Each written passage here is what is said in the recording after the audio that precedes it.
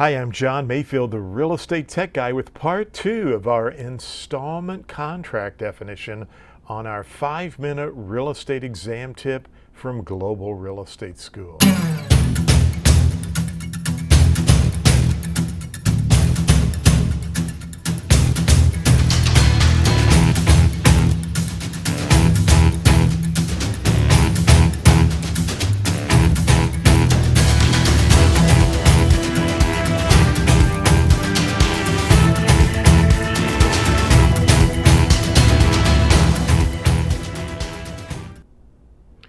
Welcome to the podcast. My name is John Mayfield, the real estate tech guy, and I'm working on that intro.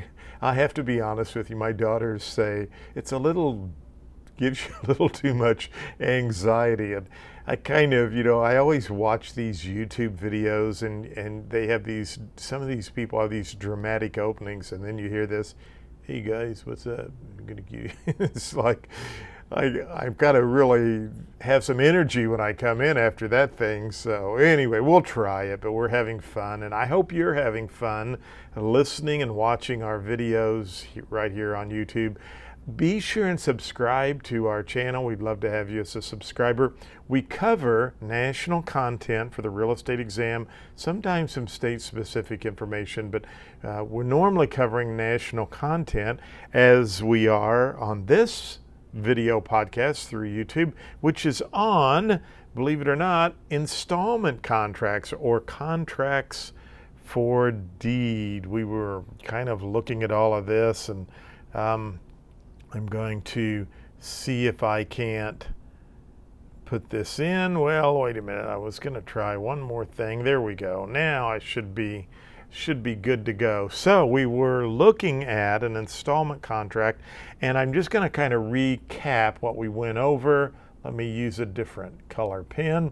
Remember the sellers on an installment contract, or remember there's 3 different ways you can learn this: contract for deed, land contract, or an installment contract. You could see any of those on the exam. The sellers, what I told you to remember, the sellers hold legal title.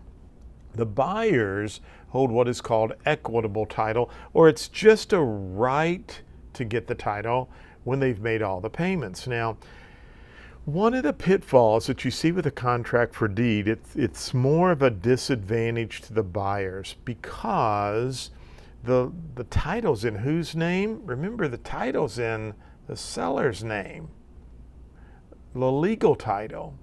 If you went to the courthouse and you looked up and you thought, who owns, we want to say, 21 West Main Street, right? But we learned in legal descriptions that it must be a legal description. So who owns Lot 4, Block H of Town of Crawley? Or who owns the southeast quarter of the northeast quarter? And we could do all of that through the meets and bounds.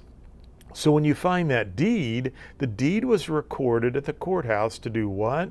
To give constructive notice to the whole world that you own that property. So the legal title's in the seller's name. And the seller, what I've seen some problems with the contract for deed, is that the seller may already, first of all, already have a loan on the property, or they take out a loan on the property and then they quit making payments to the bank, or they don't pay taxes, or whatever.